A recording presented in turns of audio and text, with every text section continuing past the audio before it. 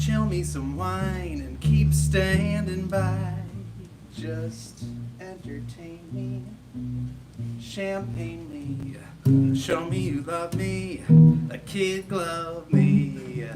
Best way to cheer me is to cashmere me. I'm getting hungry, so peel me a grape.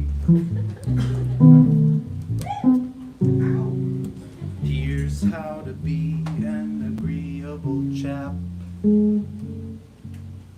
Love me and leave me in luxury's lap. Hop when I holler, skip when I jump. When I say do it, jump to it. Send out for scotch, boil me a crab. Cut me a rose and make my tea with the petals. Just hang around and pick up the tab. And never outthink me, just mink me. Polar bear rug me, don't bug me. The new Thunderbird me, you heard me. I'm getting hungry, peel me a grape.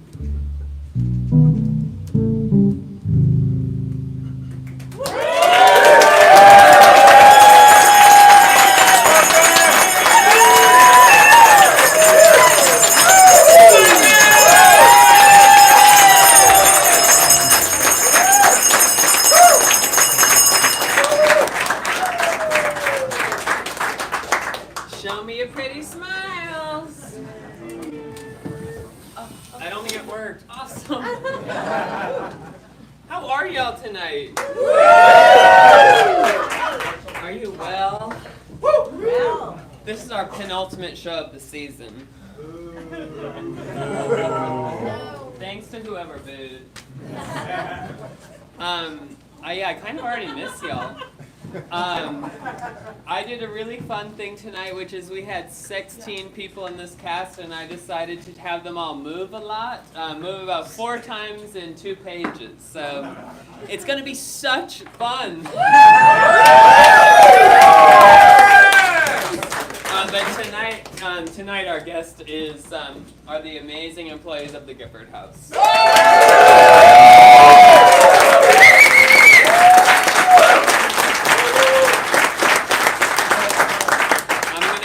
More of why we love them later on, but we have some business to get to first, which first of all, before we do the raffle, where's Sophie? Sophie, can you come on stage for a second? Sophie's leaving us! No! And Sophie is the one who makes these puzzles! Come here, Sophie! Let's give a big round of applause for Sophie!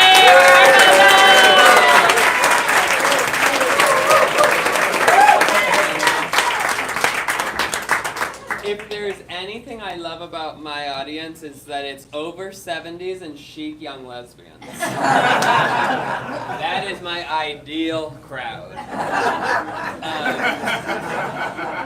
But now let's raffle it. So help me welcome to the stage Mary DeAngelis.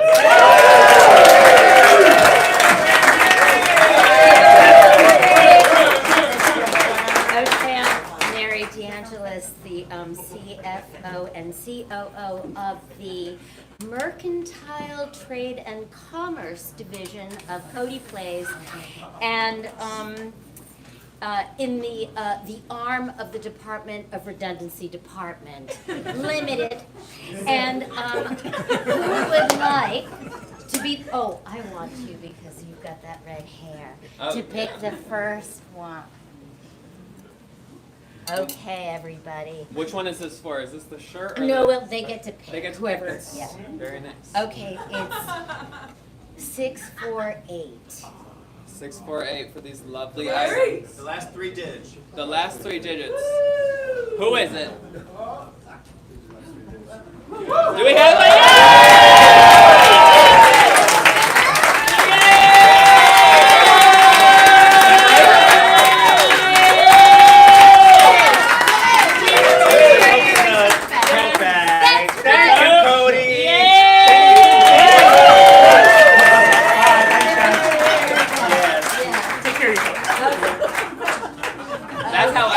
Okay, just do this. You ready? Number 2, baby. Here we go. All right, this is for the T. There we go. It's so soft. It's so Those soft. arms are so light. Give it to Gary. Okay. Screw you, Gary! Now. Okay. It's 6:56. 6:50. What about Mary? What? Oh my God!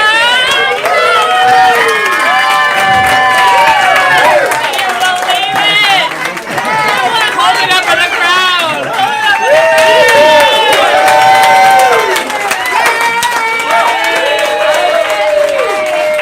Let's hear it for Mary DeAngelis!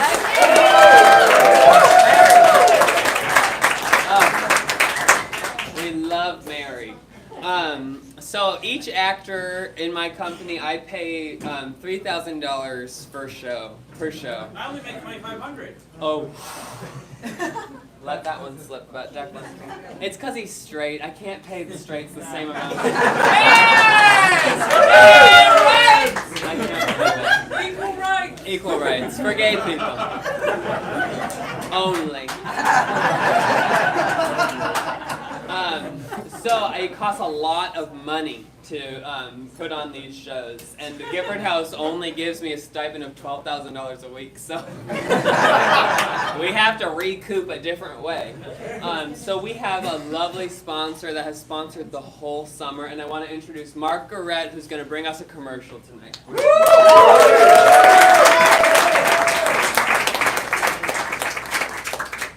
And then 2 other, this is why I don't pay you the whole amount, Declan. Do you have an anxious little cough anytime you're around a nice, sweet, little sexy thing you want to put your tongue all over? And do you also lose all understanding of where your arm begins and your shoulder ends? And all sense of where your muscles are intended to stay at rest? And hold them in tension when you're around a nice little sexy thing you want to put your tongue all over?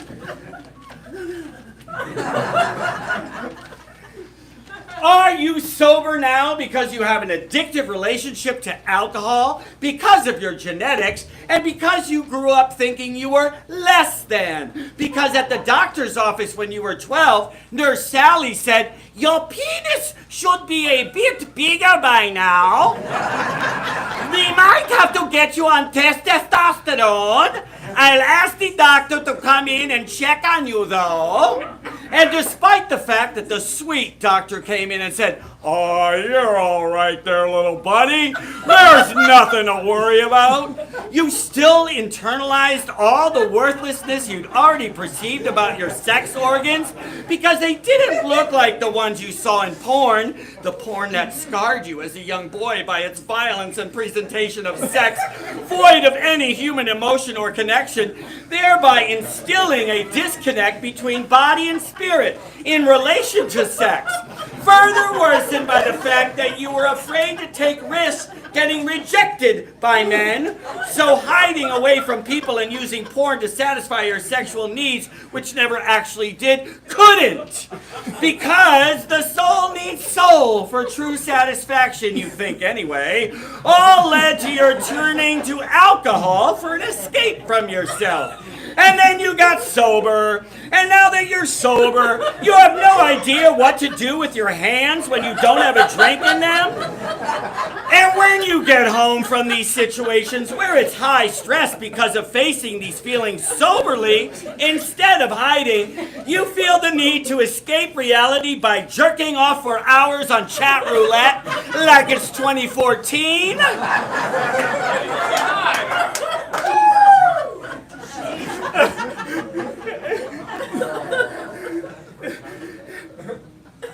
Shame porn, no faces. No need for that, my love. Why don't you have a nice cold glass of Provincetown tap? Next time you want to cough when that sexy little thing you want to put your tongue all over comes by, just take a sip from that chlorinated ice-cold glass.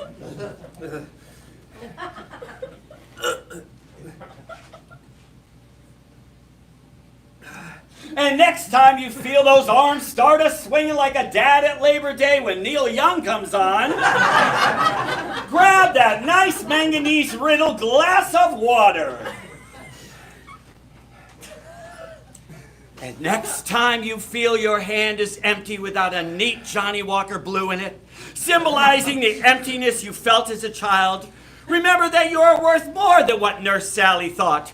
That you are a whole person, and that you are free to love yourself despite not meeting, in your own view, what you think will please men. Yes, a big dick may have power to sway, literally, the minds of men, but remember, out there will be something who will enjoy something in you and bring a different joy to them that will attract them in a deeper way, cleared away in one sweeping breath by the blinding realization of pure love for another's soul. This will be a companion in life. Who wants to experience and share the world with you, with the whole you, varicose veins along your left leg and all, who simply, quite simply, cares for you as you are, exactly as you are.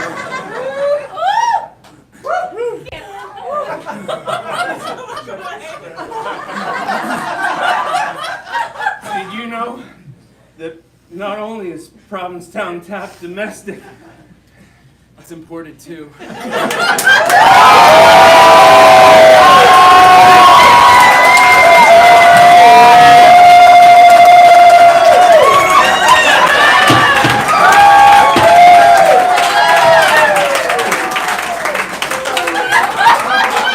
Thanks, Provincetown Tap.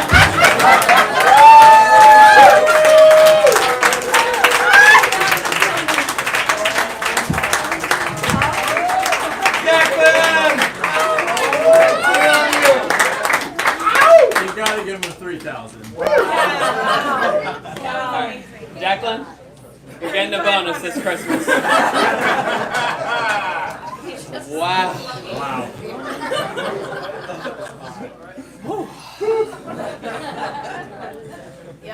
Okay, now it's the bad joke of the week. So I'd like to invite my best man, Ben Weibrecht, up to do a bad joke. Let's help me welcome Ben.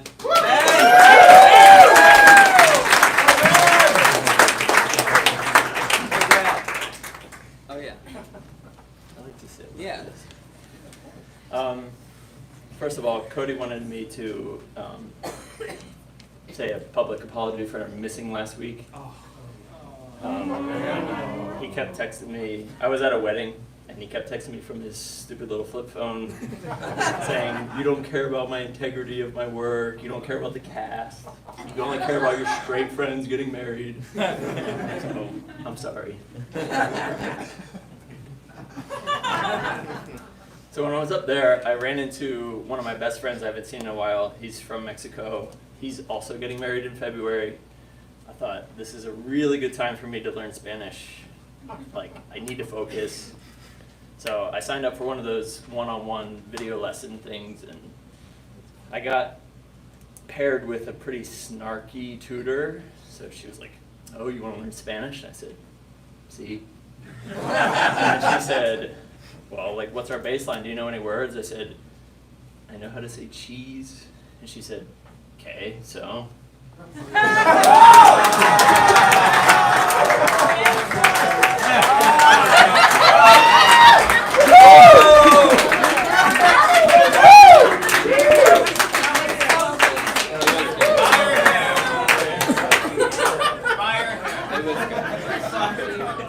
I have one too that no one liked.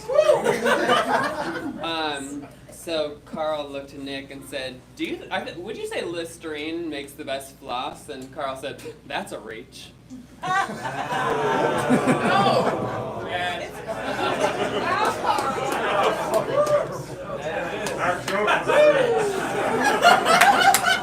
You come up and say that in the mic, Adam.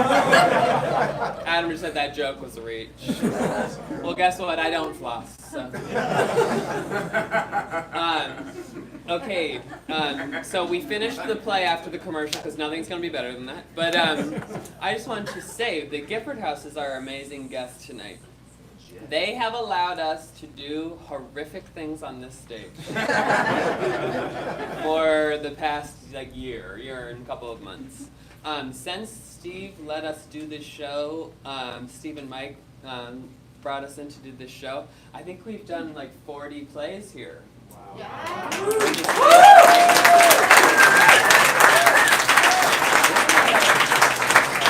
It's so insane.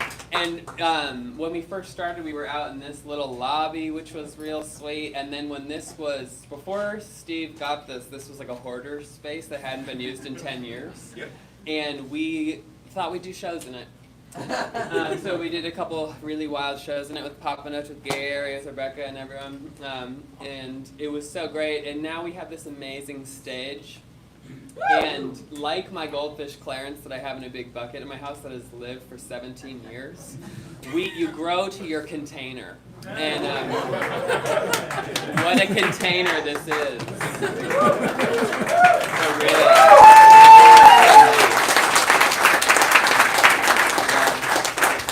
It's honestly so nice not to have anyone ask me what I'm doing and just be so supportive of everything we've done, and they're so wonderful here to us. And even before we did the shows here, Porch Bar was kind of my thing, because you can just be relaxed here, and I love that we get to gather here together. And so I just want to thank the Gifford House so much for taking time out of an insane summer to come do this play. So let's give a round of applause.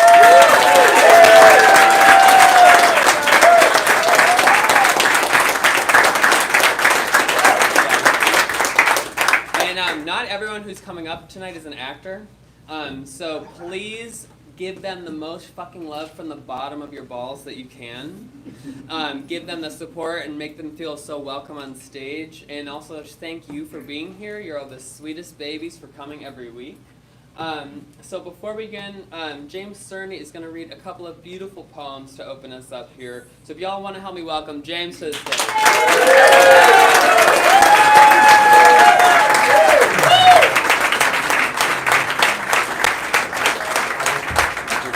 Can you all hear me? Yes. All right. I'm just gonna read one prose piece rather than two poems. This is I've never read this out loud before, but this is about my friend Gordon. I'll never know the specific hell a being has to go through to end up the way Gordon was when I met him, with only 3 legs and 1 working eye. He's kept the secret this long, and a deathbed confession doesn't seem likely. Not from a dog.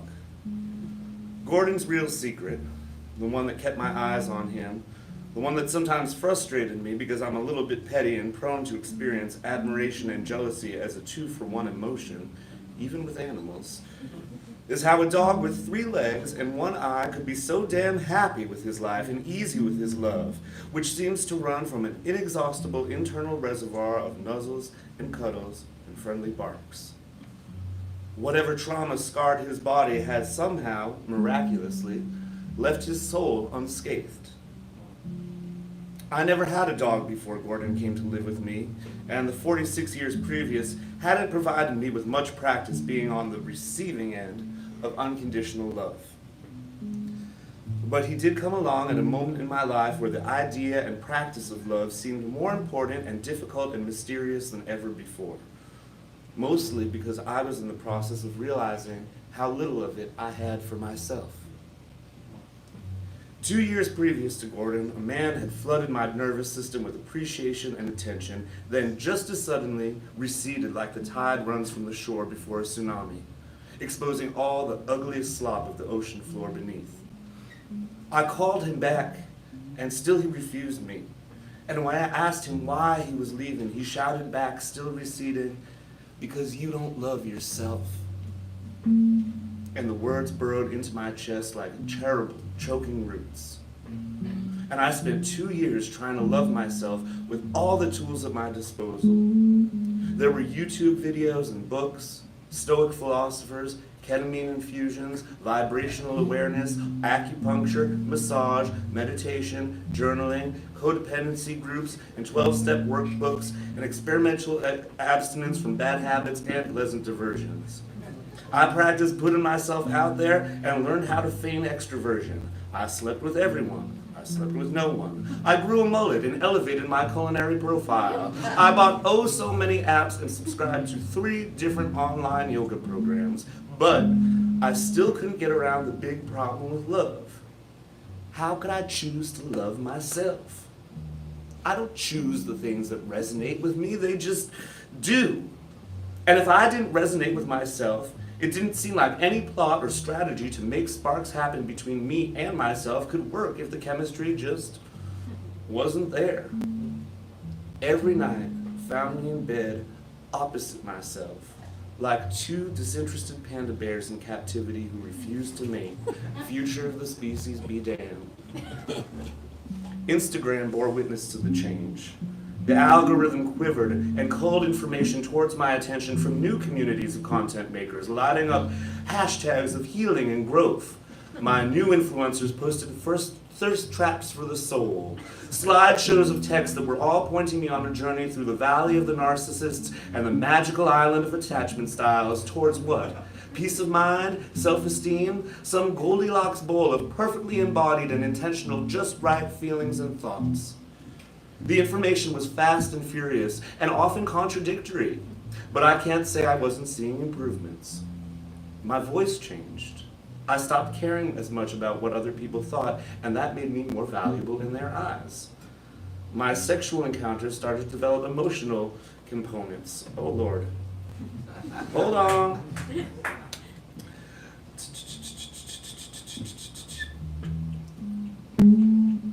My sexual encounters started to develop emotional components, even the casual ones. I was becoming more likable, more lovable even, if not to myself. And then I met the man who would bring me to Gordon. He was taller and handsomer than the tall, handsome man who had fled like a sinister tide. And the second I saw him, I thought he was great. And come to find out, after a couple of days, he was thinking that I was great too. Even though I didn't love myself perfectly, he still thought I was great. And when I said something mean about myself, he'd say, "Why would you say that? You're fine." And that was that. We had easy conversations that would bore you to tears. And he didn't care to gossip, and he didn't care what people thought, but it wasn't out of spite. He was peaceful and friendly and generally okay with himself, and after many years spent in the company of people who found their worths in the metric of public regard, this felt revolutionary. While I'm writing this, Gordon is still alive. Plopped on the couch, burritoed up in the thick blanket Ian wrapped around him after his last vomiting episode. He dragged himself across the bed to plop his hard, heavy, oblong head on my feet. Every single member of our family is something of a cuddling prodigy. We are the flying Walendas of cuddling, and each of us has a signature cuddle. Ian is a natural-born outside spoon, whereas I enjoy an elaborate pietà pose, cradling my victims against my chest like the Blessed Virgin. But no Gordon cuddle is complete without his head resting on your knee, your arm, your neck, sometimes even your head. And even now, with a grapefruit-sized tumor on his shoulder and fluid in his abdomen, he stays true to form. Just 4 months ago, we climbed a mountain together in Minnesota. That's when he won me over, bounding up steep ravines and rounding narrow ledges with his unforgettably agile, rolling, 3-legged gait. Everyone we met along the way was impressed by our ballsy little tripod, and he made it all the way up Mount Josephine and nearly all of the way back. He was good to go until the moment he wasn't. All his energy seemed to leave at once, and he just sprawled out on the ground, panting and smiling. Nothing would coax him up or any further. He would be ready when he was ready, and until his body was rested to his satisfaction, he would not budge. And I remember thinking to myself, this is it. This is what loving yourself looks like. 4 months followed, basking in the glow of that incredibly honed and magnanimous love. Every night, a warm, furry, chestnut brown and ivory body shimmied into one of the crevices my sleeping form created, rested his heavy paperweight head on my lap, and we spent each night chasing each other in and out of sleep. His breath, the rib cage expanding and contracting in sync with the sound of the ocean outside. I felt utter peace and utter love and utter acceptance and utter trust. I had never gotten all of that at the same time from any other living thing in my whole life. I can't imagine heroin feeling better than a warm dog. Sometimes Instagram tells me you can't love anyone until yourself, but I love Gordon, and I know I do. And I know I love his sister Dessa, and I love Ian. So even though Mr. Love Tsunami insisted that I didn't love myself, maybe I do, and did. Maybe I didn't love myself in the wisest or healthiest ways, but there must have been some loving hand working under the surface of my self-deprecating, slightly timid persona, guiding my trajectory and decisions, something healthy and good that pushed me towards this situation I find myself in now. A founding member of the Cuddling Walendas, crying like a baby over a dog I've only known for months. This is why movies about dogs are dangerous. Dogs have a way of making you feel like you're being taught lessons about your best possible self. Unconditional loves and cuddles. Gordon is leaving. Can I learn to curl myself into my own crevices at night and rest my head on myself and fully relax my body to the sound of my own breathing, which is also the sound of the waves outside? Can I learn to always be drawing closer to myself? Can I learn to watch myself from across the work closely, without judgment, wanting nothing for myself but belly rubs and treats? Can I let myself collapse 10 feet from the finishing line when everyone else is cheering me on because my body needs the rest, and give my body what it needs? I'm telling myself I have to. For Gordon, whose ears still perk up in the last hours of his life. He's looking at me curiously and innocently now.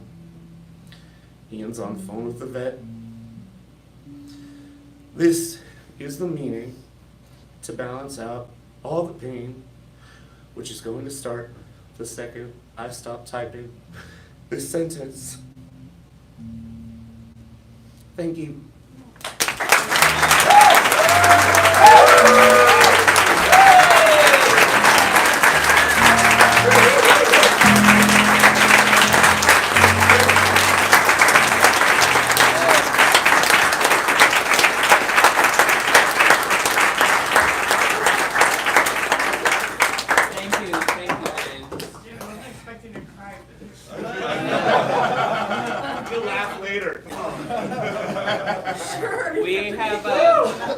We like when y'all make noises, and to practice making noises, let's do a little dog yelp or howl for all the doggies in our lives that we have lost and all the doggies we have that we love.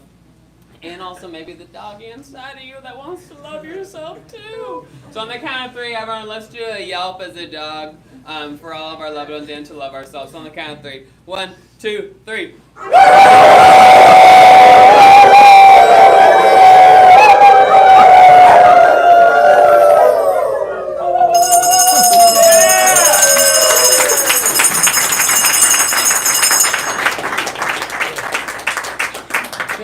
Thank you, James. So now, bad dad jokes again. This play is called The Dullness Brothers and Their Fears. And if you didn't get the bit in the commercial about why I am an active alcoholic in recovery, this is going to be one of those fears. So let's give a warm, warm welcome to our wonderful actors for The Dullness Brothers and Their Fears!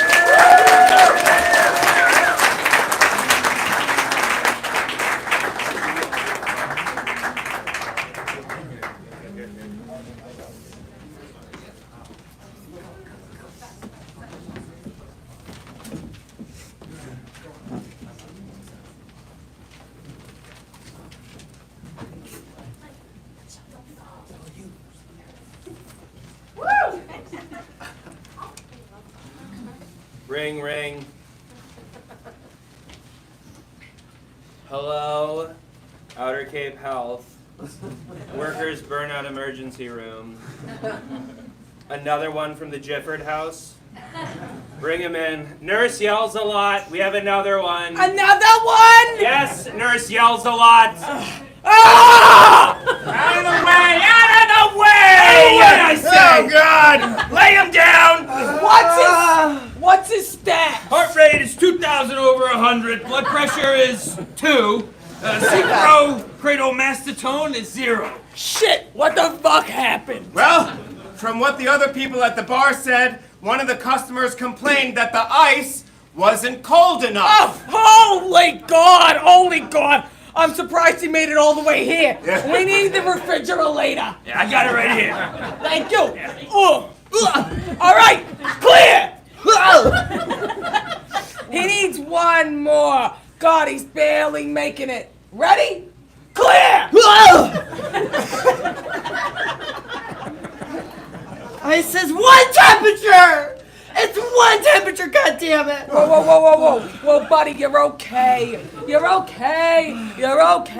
in outer Cape Health. We're taking great care of you. But I had to make that dirty martini without olive juice for that queen. And then I had to make that dirty Shirley without Shirley for that other queen. You're not at work. It's all okay. Just relax. You had a breakdown. We'll get you in this You chair. had a I breakdown. have to go back! No. We'll get you in this chair. Sit down, you Take a deep breath. Now I'm going to give you this sedative. Just relax. It's going to calm you down. Get ready, okay? Some good shit. Kevin, I'm prescribing you 6 episodes of 30 Raw. 6 episodes? That's a huge dose for him. Listen, buddy! This isn't my first rodeo, but I know what I'm doing here. Now get me those fucking episodes. All right. We gotta go. Kevin, Greg, what happened to you? someone asked me to make a rosiccio. What the fuck is that? You make a rosé by adding 15 drops of Pinot Noir to a Pinot Grigio. Dear Jesus, Mike. My radius snapped when I reached for the Pinot Noir. Then I fractured my ulna and I uncorked the Pinot Grigio. And when the bones in my fingers splinted, and then I took the 2.5 quarters he left for me on the tip from the bar. Oh, Mike, no, you poor thing. No, sir! We don't have fries! This is the bar! We don't have fries! Wake up! You're having a nightmare. Wake up! Wake up! But what will I wake up to? This is a nightmare! There's almost no difference between that and in the nightmare, only I can see and I can fly and my hair is lilac. And your mother is always standing behind you, scowling, and she looks a lot like my mother. And my grandpa's there too. I'm running around in circles at the bar with a Coors Light for Grandpa. But I can't find the Diet Coke for Grandma. It's okay, James, you're safe. I was sure he was gone when the hot EMTs arrived. He didn't even try to flirt with them. It was horrible to see him so far gone. Jesus, Mises, calamata bread.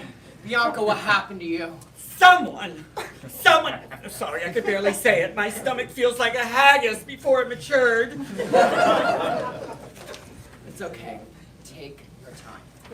Someone asked me for a gluten-free straw. Oh, God! I checked the box! I actually checked the ingredients of a straw! What has come of my life?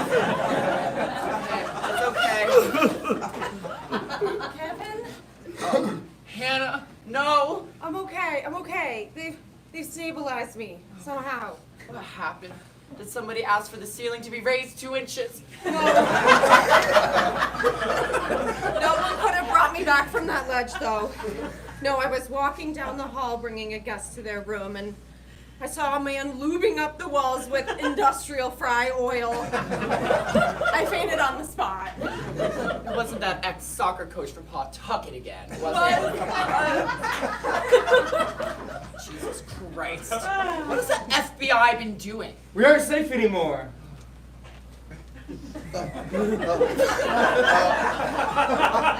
I cannot take a Charlie card as a for my ID. I'm sorry, I can't. Pablo, it's okay. It's okay. You're in the hospital. Oh, she's Gifford Stone showing in it my face screaming, but the biotech company I work for gave me to it. Oh, forgave it to me. Oh, she's a hummus platter.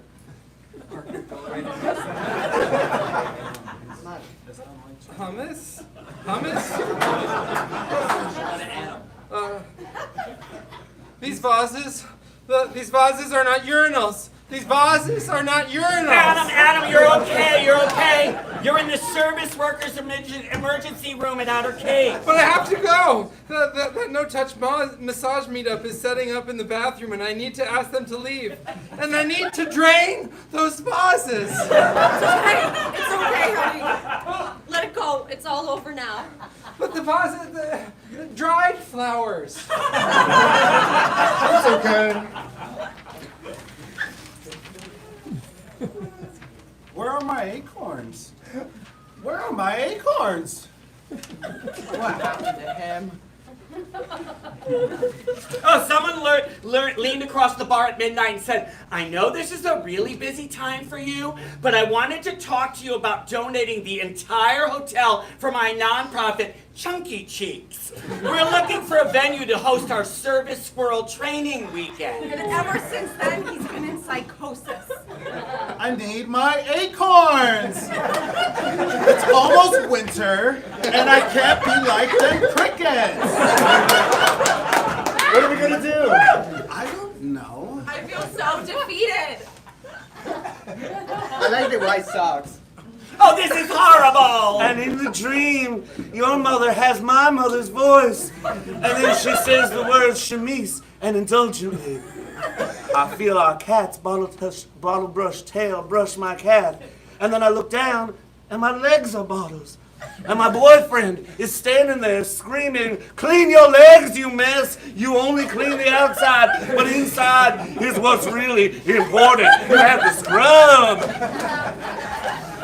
And you just don't do it. Because it's the one extra step of work.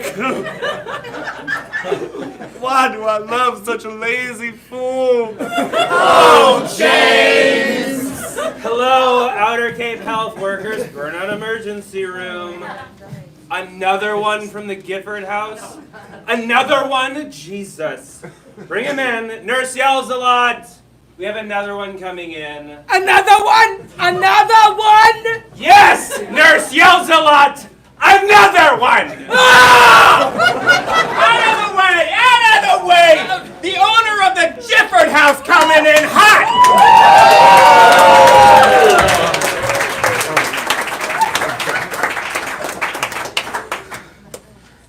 Out of the way, we say. What are his stats? What are his stats? He's almost gone over 10. Oh, Jesus Christ, I need a pontiffulator. We're gonna have to call in the big guns. EMT 1. I need you to motorboat him while EMT 2 and I sing a random song from Destiny's Child. Survivor! We decided on Survivor! Shut the fuck up and sing it, I'm a survivor!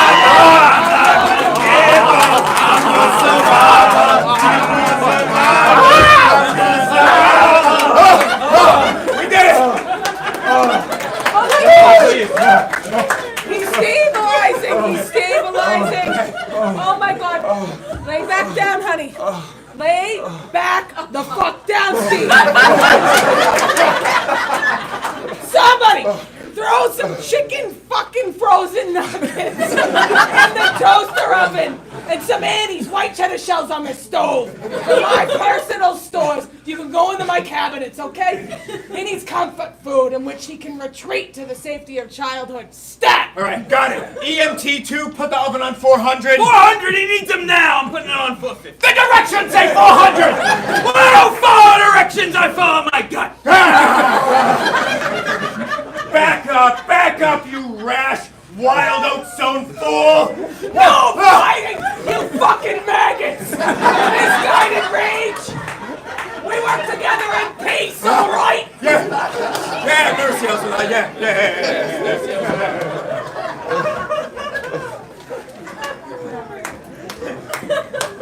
Steve! Oh, no!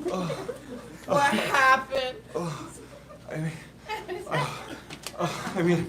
Well, someone was out in the front and someone was riding a unicycle, right? And they had a broken leg and they were leaving the shipwreck. And well, there was a pebble, that was technically on our side of Carver Street. And so he fell and he's suing us for $30 million. Oh, God. It was Carl Gregory. Oh, shit, I heard he's got the best lawyer in town. Gina Martina. Leave it be! He's in no fit to relive all that happened this week. He needs fluids now! I'm getting you hooked up to a chamomile tea drink. Thank you, nurse. Thank you. Nice ass.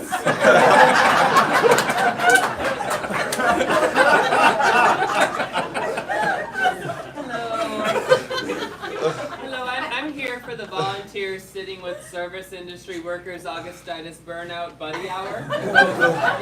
Oh, thank God. We've got a lot now, and I personally don't want to do the emotional connection, and I'm relieved others do. No, there's emotions involved. Oh my God! Pablo, Matt, Kevin, Mike, Bianca, Anna, Greg, or Adam, or Parker, and James! And oh my God, Steve! No!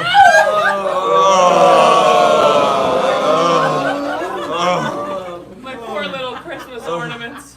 Look how the sheen on your paper-thin glass has worn. Oh, my little dumplings, look at the overboiled skin peeling away from the chicken and ginger. Oh, my sweet tarts, look at the sugar melting in the sun and then sticking together in one large clump in the paper carton. We're Debilitated. demonstrated by society. We're beaten down. And in the dream, my arms have turned into long squashes.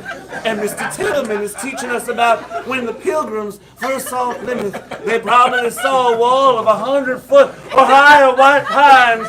And I started weeping for the loss of such beauty. Oh, James. I'd like to help you all. I can see you're in a real fit state. Let me look away for a moment and think aloud about how to do that. Okay. Should I make them my world-famous Cheez-It mashed potatoes? Nah, food can only heal so much. Should I commit vandalism in their name on the state property just for the thrill of it? I'll save that for Christmas. Oh my gosh.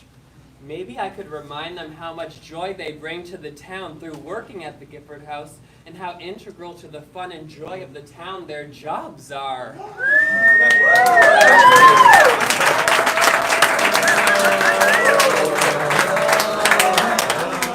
Yes.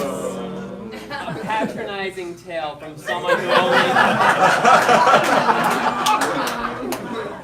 who only works in the service industry 2 nights a week this summer. Telling them the point of their work will make them feel so much better. Hey friends, have you ever heard the story of the Dullness brothers? Albert and Edward Einstein? The Einstein brothers weren't boring, silly Greg. They invented quantum mechanics and flaunt mechanics. Nude male, cabaret. George and Ira Gershwin? The Gershwin brothers weren't boring, Hannah.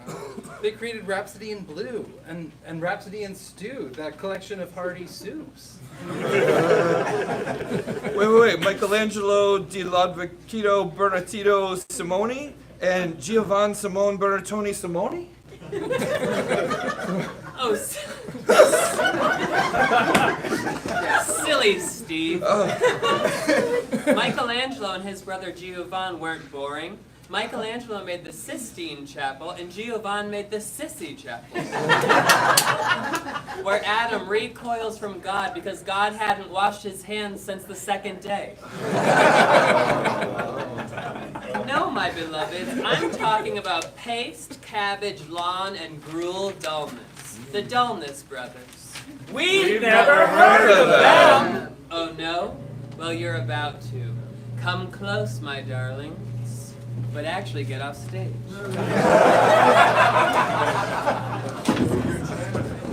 The Dullness Brothers had intended to go to Chatham for their holiday, but things went awry the minute they stepped onto the Peter Pan bus.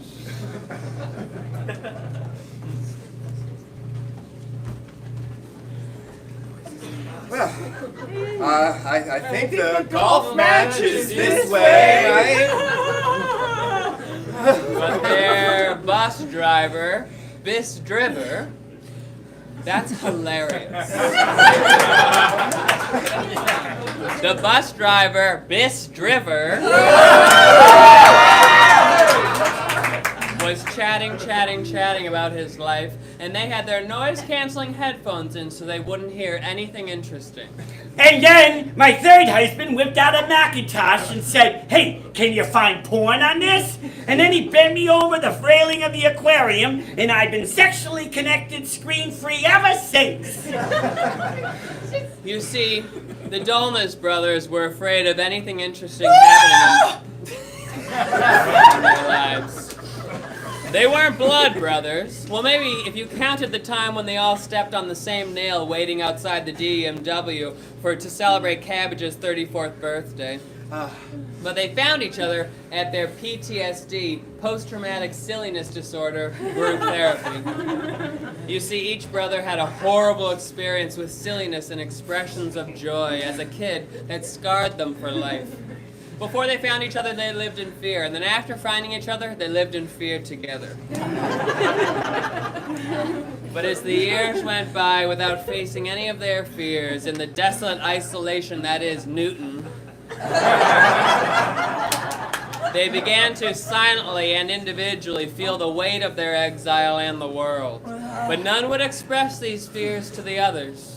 And so, with their fingers in their ears, they put their heads down as the bus rattled on past Chatham. And with their minds all circling their inner worries, none noticed that anything was wrong until it was too wrong to do anything about it. All right, last stop. We're in Provincetown. What? But we're going to Chatham! How do we miss our stop? We can't stay in Provincetown. Well, I'm afraid you're gonna have to, boys, because I ain't driving anywhere except to the highway of love.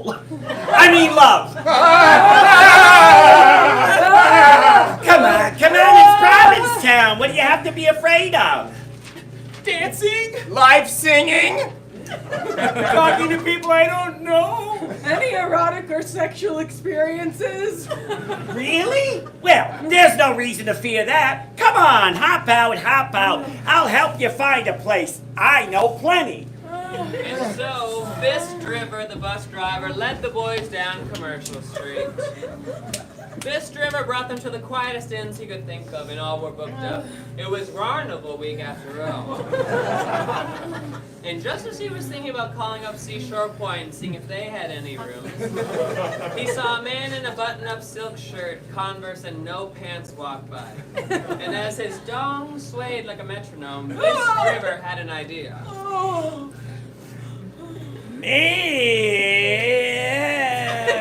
Maybe they don't need quiet. Maybe they need not quiet. Maybe they need everything they're afraid of. And so he led them up Carver Street and up to the door of the Gifford House. Once inside, the boys made their ways to reception, and Meave Mazar watched as they approached the desk. Oh no! Oh no! A no vacancy sign!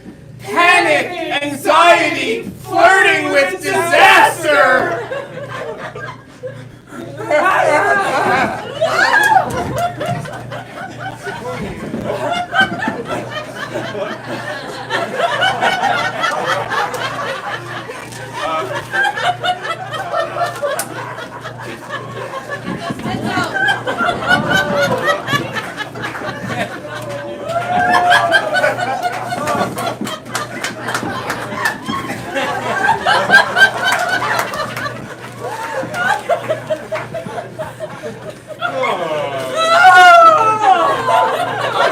I don't have any rooms left at the inn, but these boys intrigue me. Their physicalization of panic reveals need to me. It seems these four very scared people look like they need some freedom in their lives. Were they sent to me for this reason? Let me ask the great spirit of the Gifford House, yo-ho, sweet Sandra Bullock.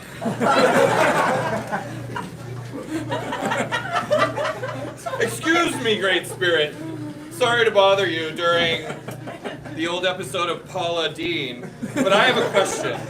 No worries, doll. Let me just pause that right here. What's up? What should I do with these four scared brothers?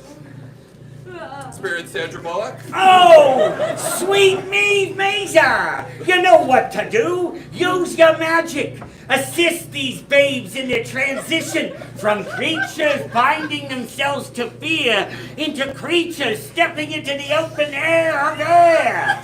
Provide the space for them to discover the magic of being exactly who they want to be, like how filming practical magic was for me. Thank you, great spirit Sandra Bullock. No problem. Thank you. Hello, boys. Do you need a room? Yeah, but we see you don't have any! Well, no worries. I mean, I don't in the main inn. But, I do have one room available, you see, in a quite special room.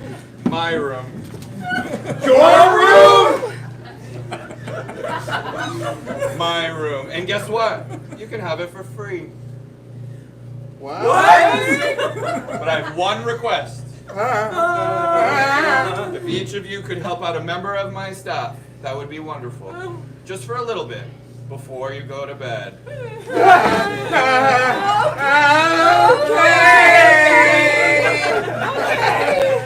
Wonderful. Well, let me call Velkin.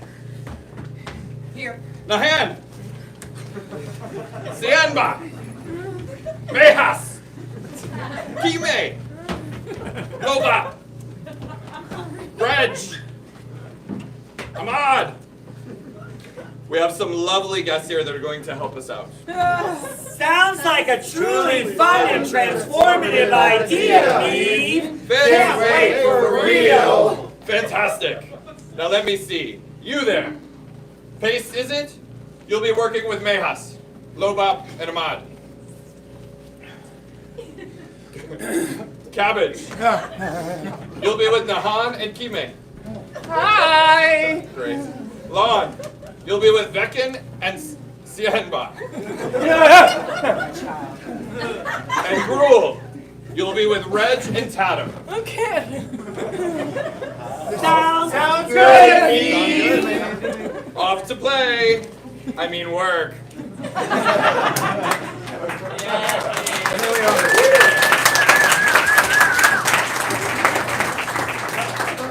All right. So we're gonna be working on the dance floor. Oh no, I can't dance. Why don't you dance? Oh, when I was 13, I was at my cousin's wedding, and my Aunt Treacle Tart dragged me on the dance floor. She made me an electric slide on a slip and slide. For the whole family, and I got so panicked I electric water slided in my pants.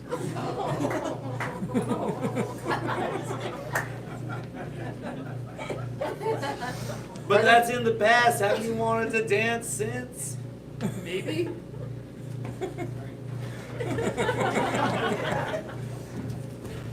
So, we're gonna work the cabaret tonight.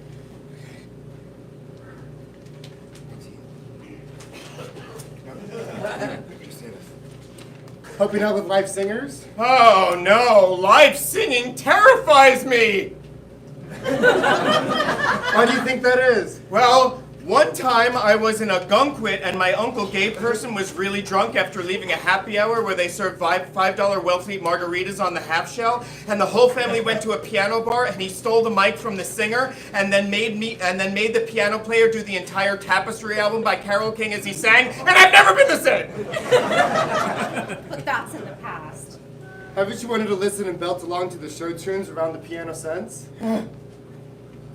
Maybe.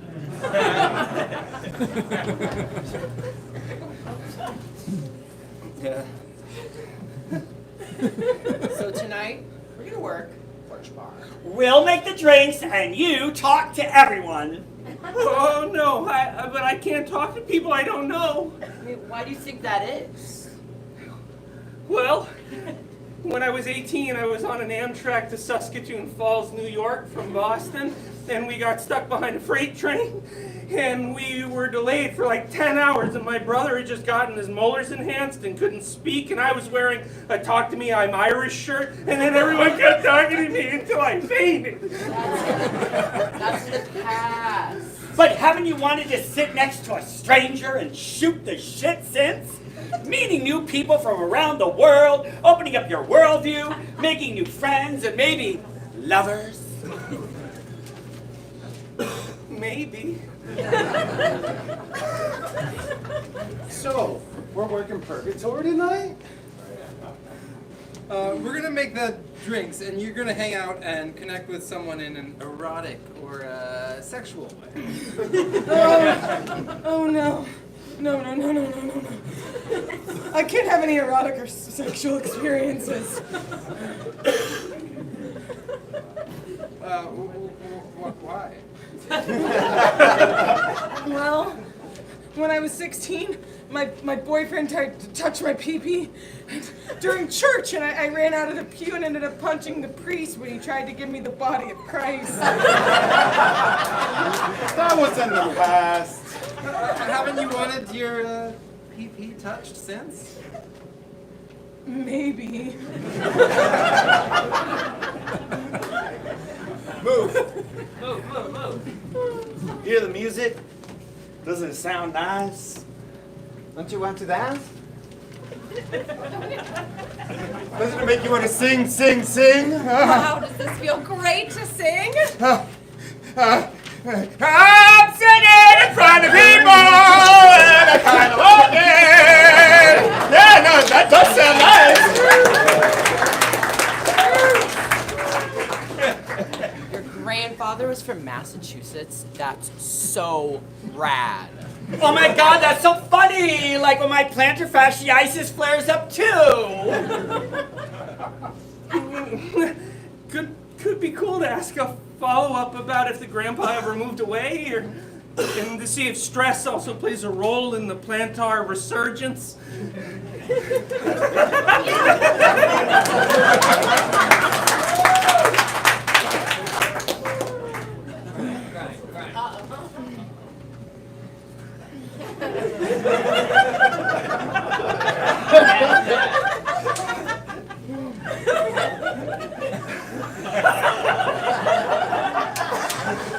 Of course I didn't shower.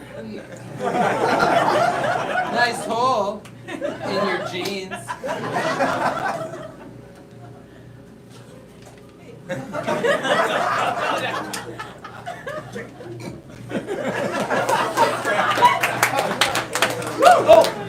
This is my song!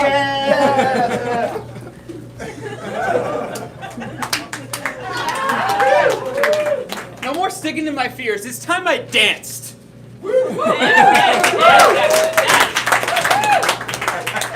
No more stewing in my fear like the cabbage stew from Charlie and the Chocolate Factory. It's time I sang along with a cabaret singer. Somewhere over the rainbow!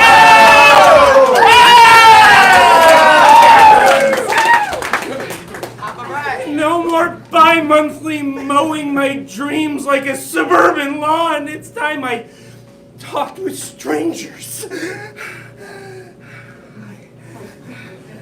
Hey, did you know I once caught a sea lion with lingerie by accident? You see, I was washing my Aunt bras off her houseboat.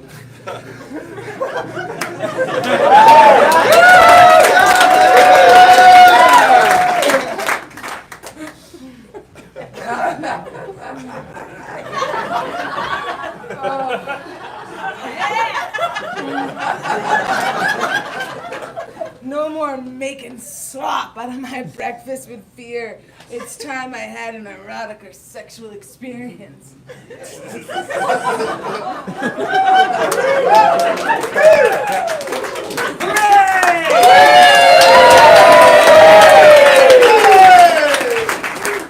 Oh, Majos and Lobop, you set me free. Oh, Nahan and Kaim, you set me free. Oh, Beacon and Sianba, you set me free.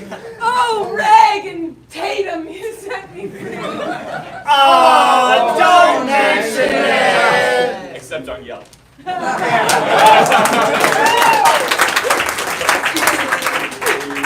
Oh, Mead Mazar, and all of you at the Clifford House, you set us free by facilitating our expression of joy. By working this sometimes wild job, you create a space where people who live in less freedom of expression places in the world can come and be themselves.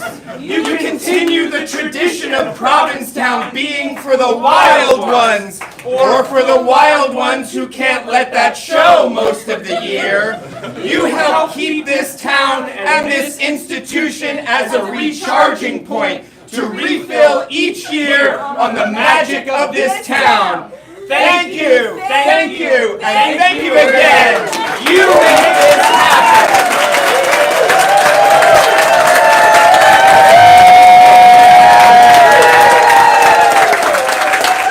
Enough of the condensed oration. Let's dance!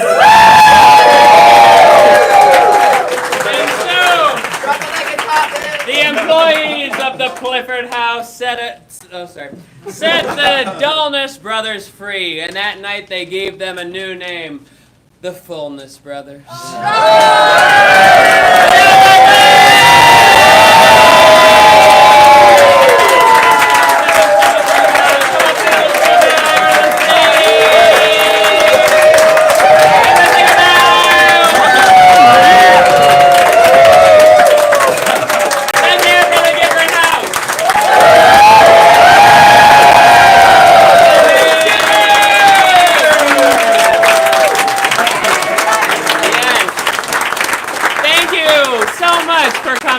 Thank you so much. And let's hear it for Steve for making all this happen.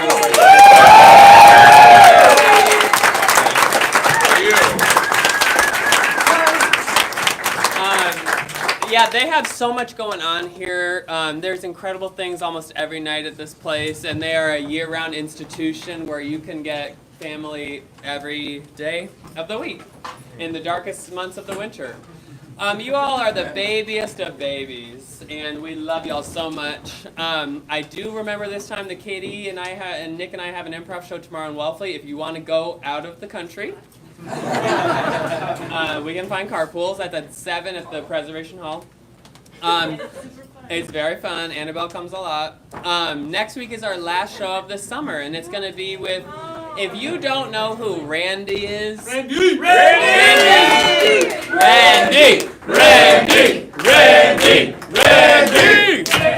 Randy is the reason there's scripts. Randy is the reason I don't make the biggest fuck up of myself. So Randy is going to be our special guest for the last week of the summer.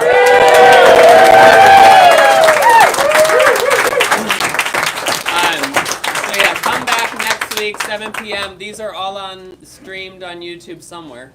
And then go please tip your bartender, hang out and giggle. Y'all are the sweetest babies of all. Is there anything else to say? No? Have a good night. We love you. Thank you.